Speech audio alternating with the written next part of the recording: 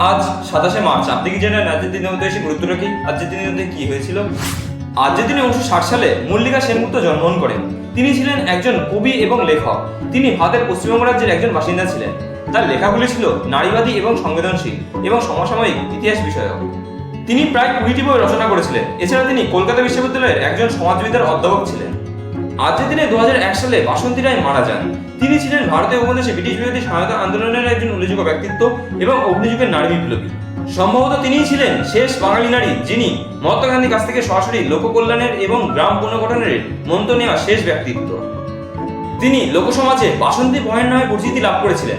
গান্ধীবাদী মূল্যবোধ, সমাজসেবা এবং উন্নয়নের জন্য তিনি 1986 খ্রিস্টাব্দে বাজেট পুরস্কার লাভ করেন। আজকের দিনে 1968 সালে ইউরি গ্যাগারিন মারা যান। তিনি ছিলেন একজন সোভিয়েত ইউনিয়নের বিখ্যাত মহাকাশচারী। তিনি প্রথম ব্যক্তি যিনি পৃথিবীর কক্ষপথ প্রদক্ষিণ করেন। তিনি 1961 সালের 12 এপ্রিল ভস্তক 1 মহাকাশযানে করে পৃথিবীর কক্ষপথ প্রদক্ষিণ করে ইতিহাস সৃষ্টি করেছিলেন। এছাড়া আজকের দিনটি বিশ্ব থিয়েটার দিবস হিসেবে পালন করা হয়। আন্তর্জাতিক নাট্য প্রতিষ্ঠান দ্বারা 1961 সাল থেকে আজ দিনটি বিশ্ব থিয়েটার দিবস হিসেবে পালন হয়ে আসছে। ভিডিওটা কেমন লাগলো সেটা কমেন্ট বক্সে কমেন্ট করে জানান। ভিডিওটা যদি ভালো লেগে থাকে তাহলে একটা লাইক করে দেবেন। ভিডিও থেকে যদি আপনি নতুন কোনো তথ্য জানতে পারেন তাহলে আপনি আপনার প্রিয়জনের কাছে শেয়ার করে তাদের জানার সুযোগ করে দেবেন। এইরকমই প্রতিদিনের গুরুত্ব সম্পর্কে জানতে চ্যানেলটি সাবস্ক্রাইব করে চ্যানেলে পাঠাবেন।